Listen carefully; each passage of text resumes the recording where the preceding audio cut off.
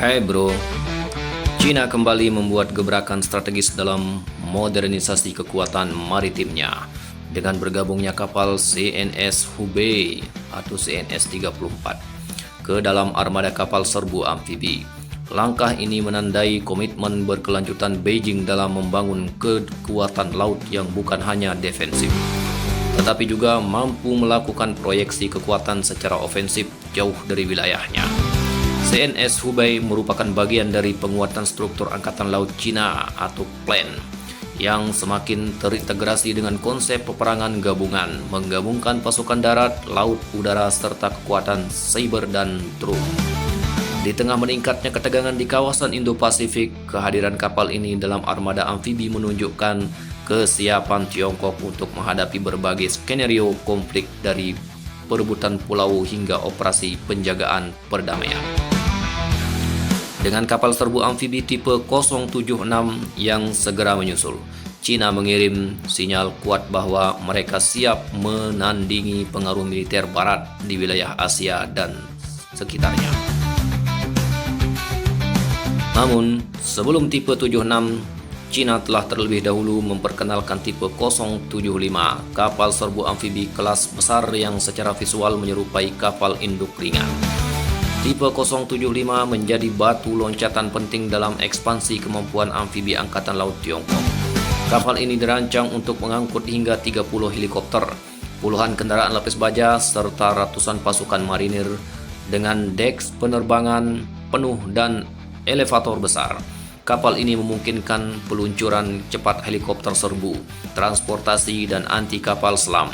Tipe 075 juga memiliki ruang dok di bagian buritan yang mampu mengoperasikan hovercraft atau kapal pendarat amfibi untuk mengangkut pasukan langsung ke pantai.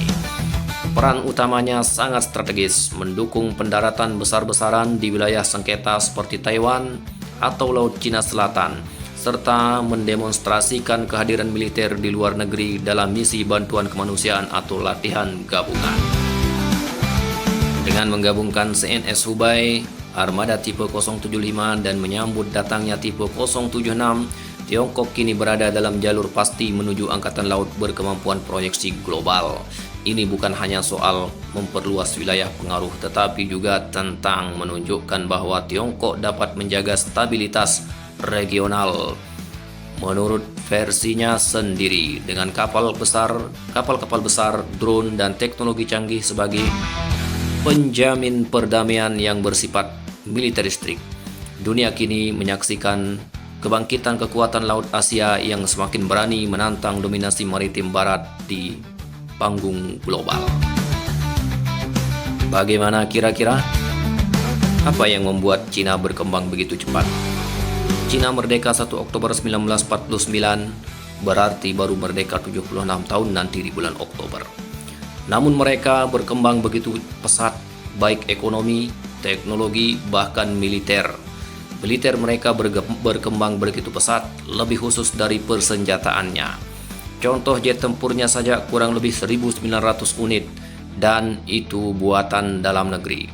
Belum lagi ada 3 kapal induk, dan itu buatan dalam negeri. Walaupun kapal induk Liaoning adalah modifikasi dari bekas kapal Soviet, namun 2 lainnya buatan dalam negeri. Selanjutnya, kapal perang, baik kapal perusak, fregat, amfibi, dan sebagainya, kurang lebih ada 400 unit. Ini namanya Laksamana Raja di Laut.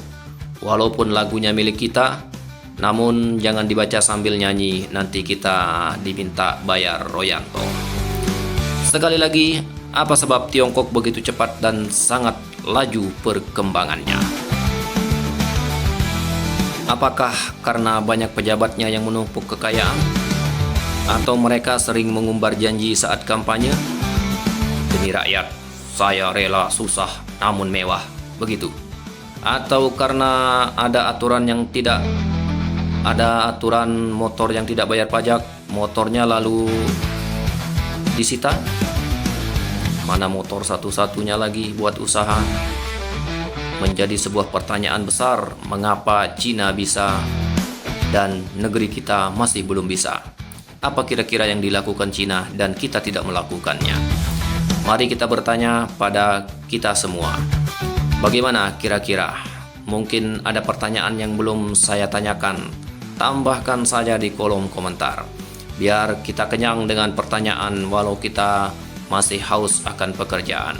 Semoga sobat nganggur segera mendapatkan penghasilan lewat jalan yang lain yang lebih baik sehingga tidak bengong menunggu 19 juta lapangan pekerjaan. Sampai jumpa lagi.